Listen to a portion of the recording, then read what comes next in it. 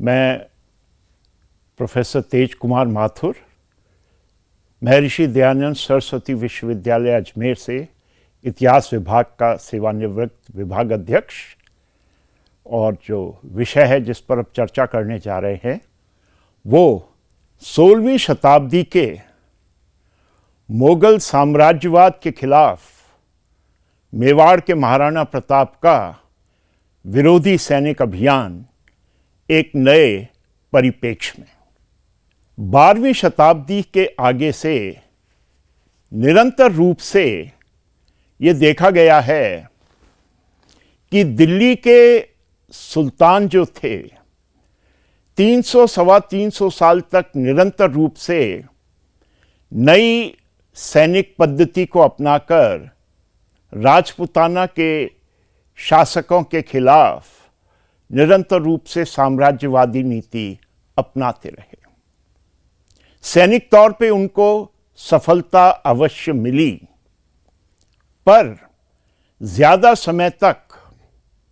किसी न किसी कारणवश वो राजपूताना के राज्यों के ऊपर अपना अधिकार, अपना प्रभुत्व नहीं जमा पाए।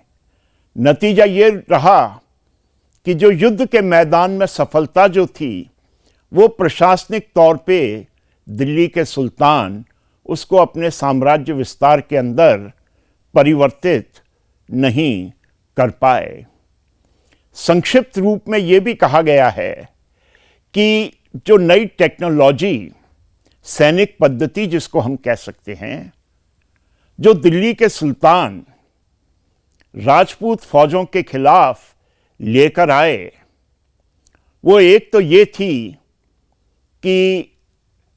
नई हॉर्स शू स्टरप, यानी कि जो घोड़े पर वो बैठते थे घुड़सवार, तो वो जो स्टरप थी, नकेल थी जिस पे वो पांव रखते थे अपना, वो लोहे का होता था, जिसका नतीजा ये होता था कि वो चलते घोड़े पे खड़े होके भी तीर चला सकते थे, वार कर सकते थे,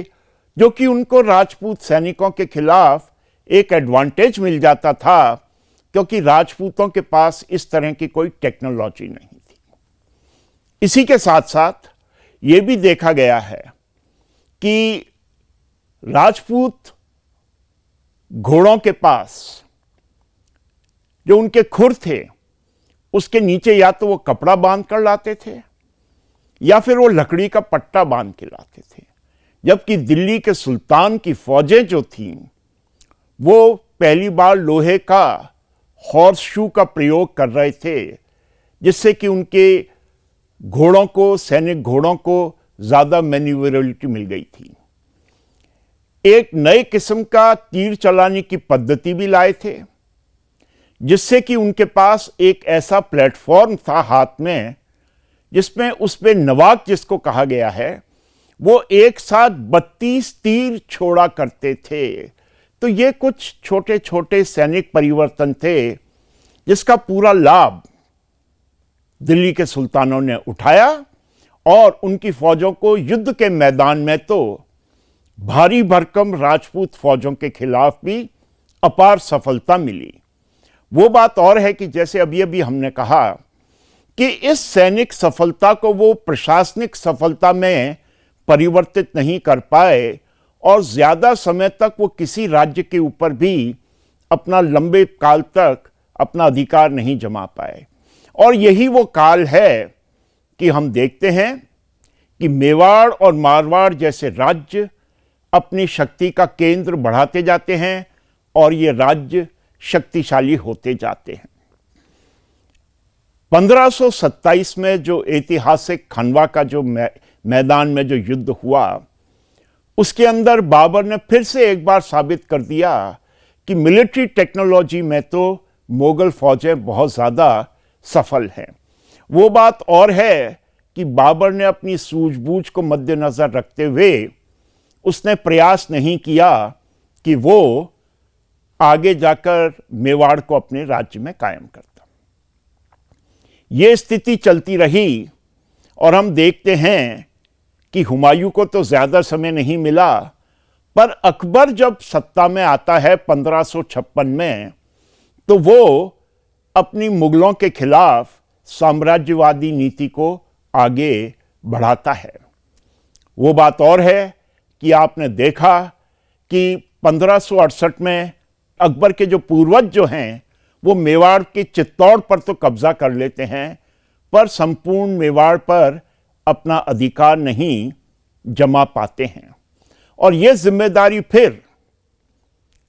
1572 में जब महाराणा प्रताप मेवाड़ की गद्दी पर बैठते हैं, ये इनके ऊपर दायित्व आता है कि वो किस तरह मुगल साम्राज्य को राजपूताना की तरफ बढ़ाएं।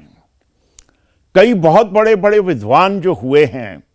मध्यकालीन इतिहास के लेखक, professor RP. Tripathi, professor आशीर्वादी Lal ji Srivastava, उन्होंने कुछ मामलों में महाराणा प्रताप की काफी आलोचना की है कि उन्होंने आखिर अकबर के खिलाफ संघर्ष क्यों किया। क्योंकि इन दोनों इतिहासकारों का तो कहना था कि भाई अकबर तो एक राष्ट्रीय शासक था जो संपूर्ण भारत को बांध देना चाहता था एक धार के अंदर, जिससे कि संपूर्ण भारत को वो एक अपना अच्छा प्रशासन, सुशासन दे सके। और उन्होंने कहा प्रताप ने अकबर का विरोध करके ये जो एक बड़ा अच्छा मौका था अकबर के पास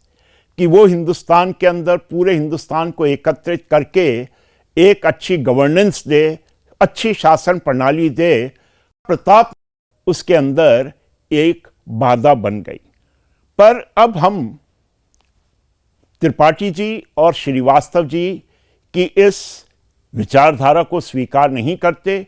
और हम तो ये कहते हैं कि जो प्रताप ने जो संघर्ष किया,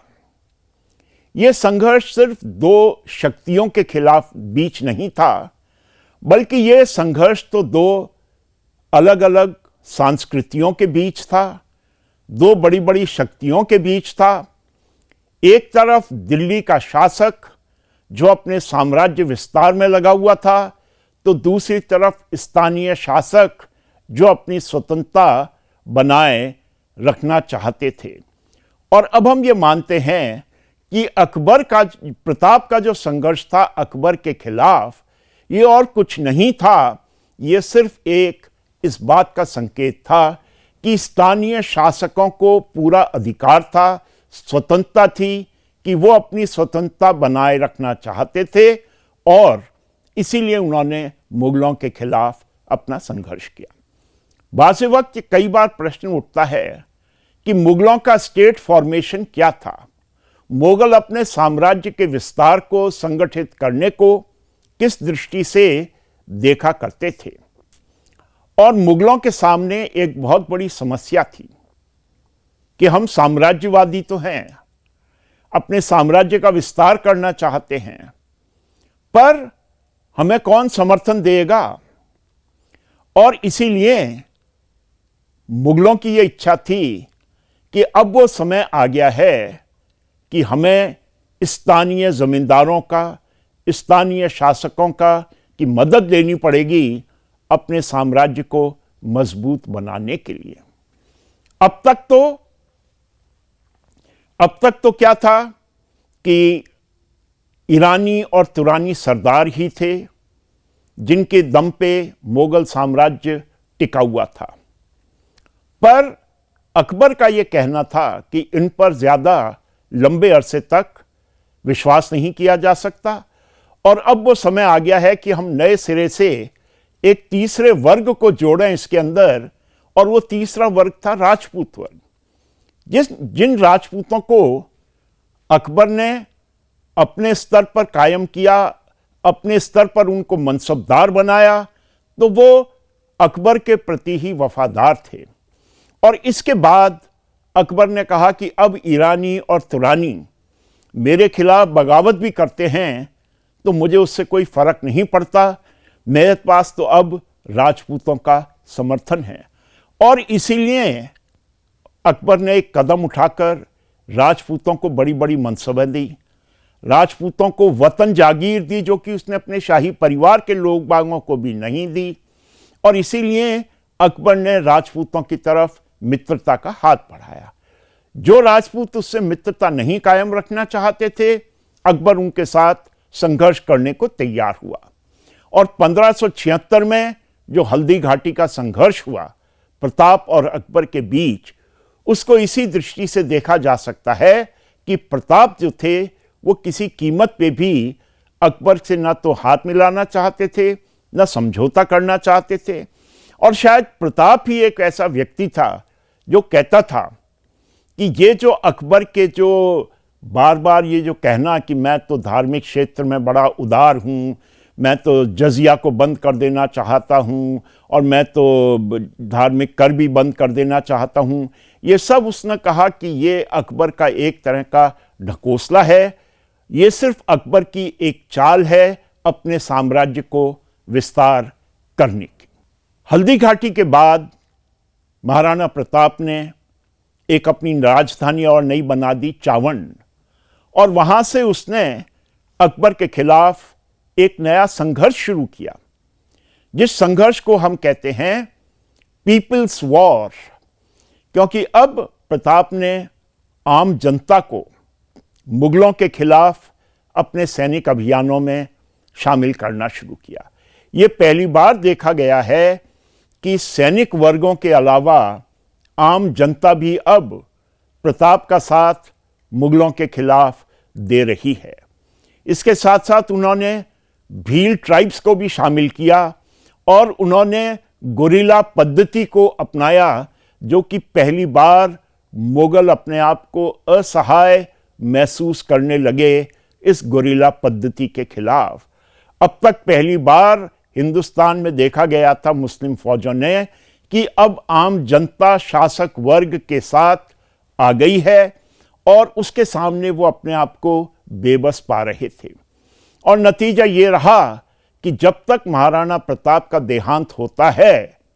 16वीं शताब्दी के अंतिम सालों में, जब तक लगभग पूरा मेवाड़ मुगलों के प्रभाव से स्वतंत्र हो जाता है। तो अकबर प्रताप की इस पूरी नीति की विशेषता ये रही कि उसने एक हल्दी घाटी के युद्ध के बाद, यानी कि 1576 के बाद, एक नई योजना अपनाई, और आम जनता के सहयोग से उसने गुरिल्ला पद्धति अपनाई, जो कि मुगल पहली बार हिंदुस्तान में उसका सामना कर रहे थे। वो उसके अंदर सफल नहीं रहे, और नतीजा ये रहा कि प्रताप अपने अंतिम सांस लेने के पहले तक लगभग ये पूरे गर्व से कह सकते थे कि मैंने लगभग संपूर्ण मेवाड़ को मुगलों से स्वतंत्र करा दिया है।